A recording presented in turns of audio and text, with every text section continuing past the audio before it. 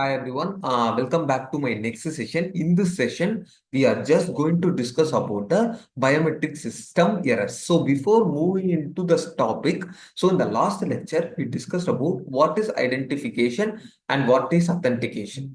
And then we discussed about the types of the biometrics. In that, we discussed about what is hard biometrics, what is hidden biometrics, and then finally we discussed about the soft biometrics.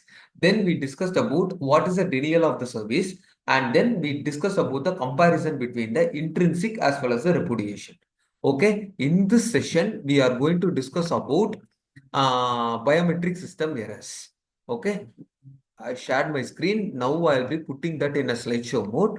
Okay, initially we are going to discuss about the intrinsic failure. So in intrinsic failure, we are going to discuss about what is false match, what is false non-match, and failure to enroll and failure to acquire. So in intrinsic failure, first thing will be the false match rate. If the two samples, okay, coming from the different persons, but the biometric system is recognizing like it is coming from the same person. That is known as the false match rate. What is false non-match rate? If two samples are coming from the same person, but biometric system is recognizing like it is coming from the different person and it is rejecting it. So this is known as the false match rate as well as the false non-match rate. And next point is that failure to enroll rate. So FER equal to the failed enrollment divided by the total number of the enrollment. So if I am going to enroll for the initial time, but if I am not having my proper documentation of what are the inputs that exactly I needed for the enrollment, it is not in my hand, it will be resulting in the failure in the enrollment. And next time I am coming with the proper inputs. So it will be, the enrollment will be successful. So the number of the enrollment will be the 2. The total number of the enrollment will be 2. How many times it got failed? 1. So automatically 1 divided by 2 equal to 0.5. And failure to capture rate. So the total number of the attempts. The total number of the failed attempts divided by the total number of the attempts. So if I'm going and posing before the biometric system, if it got failed, and second time I'm standing properly.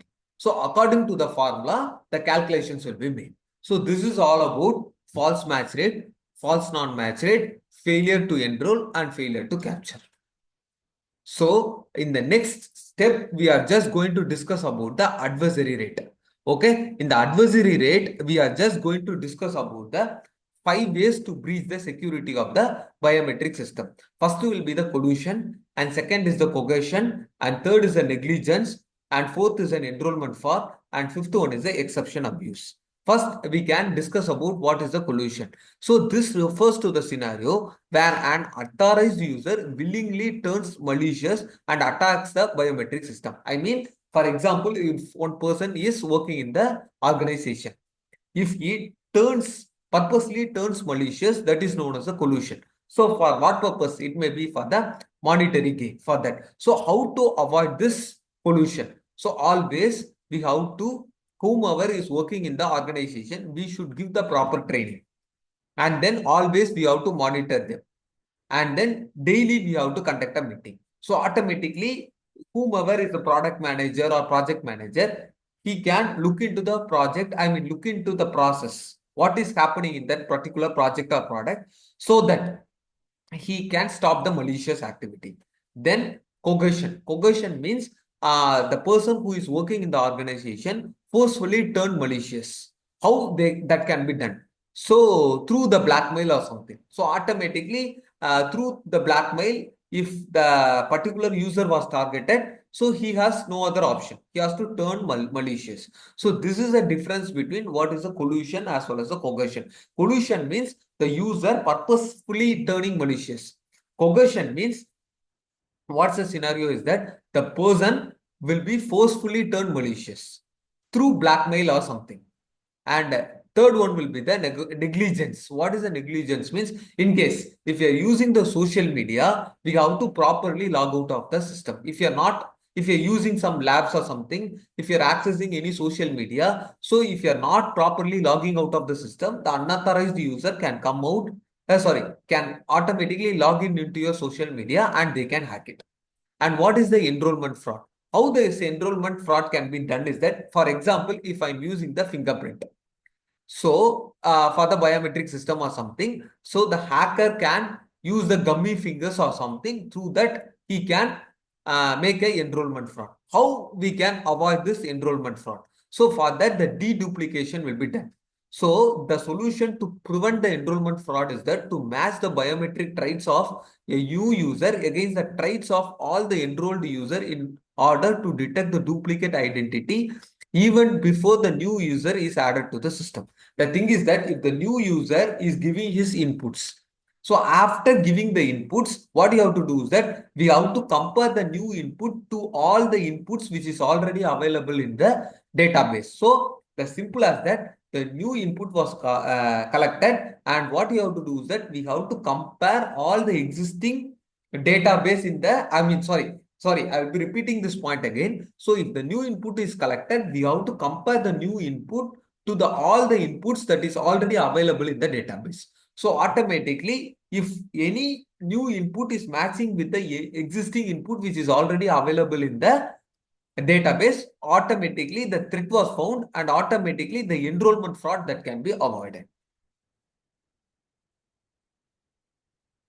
So to avoid all this enrollment fraud, what we have to do is that how this problem can be minimized means by improving the reliability of the biometric system. How we can improve the reliability of the biometric system? The only point is that we have to use the multiple biometrics. So automatically, if you are using a multiple biometrics, so automatically, if there is any enrollment fraud is happening, so automatically we can avoid that by using a multiple biometrics. Next, so as of now, before moving into this next topic, so we can move into the this biometric attacks. In this biometric attacks, we just discussed about what is the intrinsic failure. In this intrinsic failure, we discussed about what is false match, what is false non-match, and what is failure to enroll, and what is failure to acquire. So these are the topics that we discussed. And then in insider attack, we discussed about collusion as well as the coercion, as well as we compared what is collusion and coercion. And then we discussed about the negligence, and finally we discussed about the enrollment fraud and how we can avoid this enrollment fraud by comparing all the inputs that we have in the database. How we will be comparing it? Whatever the inputs that we collected through the new user, that will be compared with all the existing inputs that will be available in the database. How we can avoid all these attacks? How this can be done? So this can be avoided by using the multiple biometrics.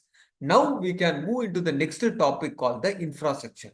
So what is the infrastructure? So I'll be explaining that through the flowchart. So this is the infrastructure. So first initially we'll be collecting the data from the input.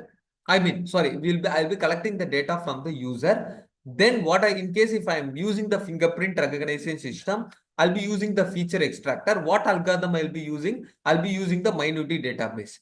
And then I'll be checking it whether that is matching or not. How many samples I'll be collecting? I'll be collecting the multiple samples and I'll be checking it whether it is matching or not. And depending upon the decision will be taken. And finally, it will be loaded into the database.